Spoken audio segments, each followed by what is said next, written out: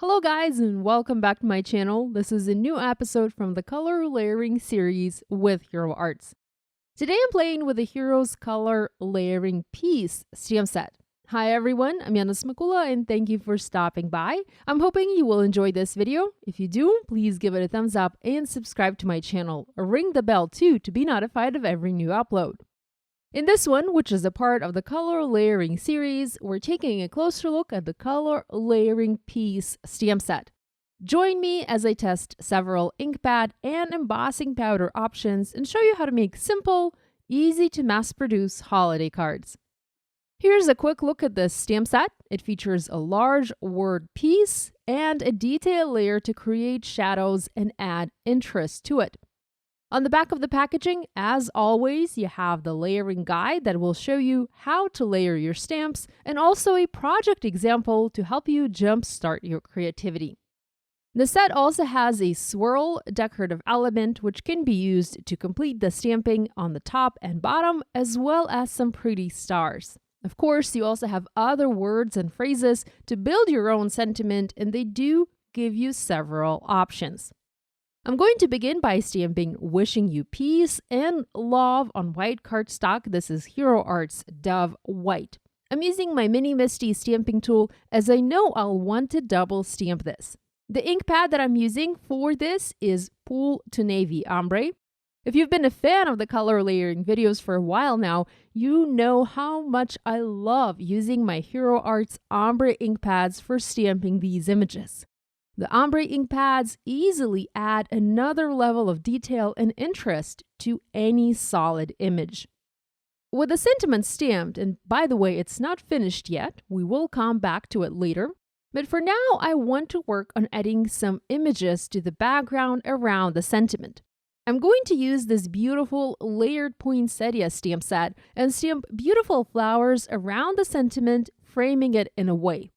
I have previously shared a video tutorial focusing just on the poinsettia stamp set. If you'd like to check it out for some in-depth stamping tips, I have it linked right here in the cards. I'm using 3 colors of ink to stamp the flowers: soft pink, ultra pink, and crimson, as I'm going for a more pink look. I think the pink flowers are going to look especially gorgeous with that teal sentiment. The poinsettia is rather easy to align, and this stamp set gives you beautiful flowers for your projects in no time. There's also a coordinating die available for the poinsettias, but I'm not using it today as I'm stamping the flowers directly onto the background. There are also 2 leaf images that nestle in between the petals of the flowers, so no masking is needed. To stick to the teal and pink color palette, I'm using the same Pool to Navy Ombre ink pad to stamp the leaves next to the flowers to fill in some of the gaps in the background. I'm using the lighter blue color for the base and a mix of the 2 darker colors for the detail layer. I am overlapping the sentiment quite a bit with the flowers and leaves, and this is one of the reasons why we did not complete the sentiment right away. I knew I will be doing some overlap stamping, and I didn't want to overlap any heat embossing. So we're doing all of the background stamping first, and next we're going to complete the sentiment by adding an embossing layer over it. Okay, the stamping is now finished. I also added yellow flower centers using Butterbar ink pad. I did set my panel aside for a couple of minutes, and I also used my heat tool to dry the ink. This is a very important step, as our next step is heat embossing. Any wet ink on the panel will catch embossing powder, and we don't want that to happen. So make sure you dry your panel, either using a heat tool or let it air dry before moving to the next step. I've treated the panel with anti-static powder to eliminate any static and grease that I have on it, some leftover or transfer from my fingers that might catch the embossing powder particles. Next, I'm placing the top piece layer onto the panel, making sure to have it aligned. It is easy to align. I'm also repositioning the other parts of the sentiment as I want to heat emboss those as well, but I'm going to offset them just a little bit. I've inked up the images with clear embossing ink, and now I'm stamping them onto the paper, making sure to apply firm pressure to transfer the ink. Now I can add embossing powder. I've chosen to use silver glitter embossing powder as I think it will look especially gorgeous with a teal and pink. I typically like to go with gold, but this time I decided to challenge myself and use silver for a change. I did use gold on the other cards. It already looks beautiful. Next, I'm preheating my heat tool and going to use it to melt the powder and set it in place. I love that top layer on the word piece, and overall, I just can't get enough of the design itself. I think it's very pretty. I'm going to heat emboss the same images again to build up the embossing powder coverage on the panel, to add more shine and to add more sparkle.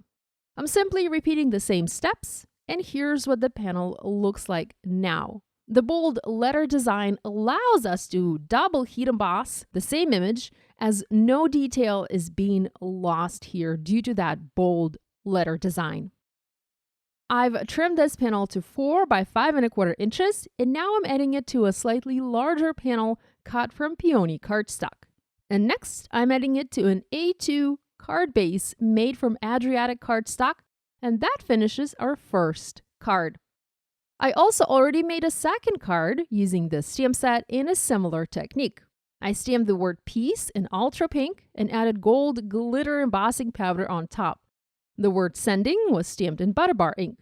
For the background, I used Hero Art's new Nordic Holiday Cling background stamp and heat embossed it in white on Arctic cardstock. I backed it with mustard and called the card done. I have one more card idea to show you using this stamp set. I'm starting by stamping the word peace in red royal ink on white cardstock. Next, I'm adding sending and love in forever green ink. I'm going for a classic red and green color combo. Now, I originally clear heat embossed the 2 green lines to add some shine, but later I re-stamped the same panel and skipped the embossing as that made the green color just a little bit too dark for my taste. Next, I stamped the swirl element as well as the top piece layer and then another swirl above the sentiment cluster. I covered all in gold embossing powder, just regular gold, no glitter this time, and heat set it to melt. To complete this card, I used one of new Hero Art's stencils, the poinsettia stencil, along with white modeling paste and cherry cardstock to create a simple yet classy background. I trimmed the sentiment panel at an angle and foam mounted it onto the card. Here's a quick look at all 3 cards I have for you today, created using the new color layering piece stamp set. I think I love the one with the poinsettias the most, with the pink poinsettias, but do let me know in the comments below which one is your favorite. I hope you'll give this idea a try using these or other stamps from your stash. If you do share online and tag me on social media. I love seeing what you guys are making. On the screen, there's a link to a playlist with all of my color layering card videos. These have tons of tips on how to layer images and have great results. Subscribe now not to miss any new card making tutorials. Thanks for watching. Love you guys. I'll see you next week.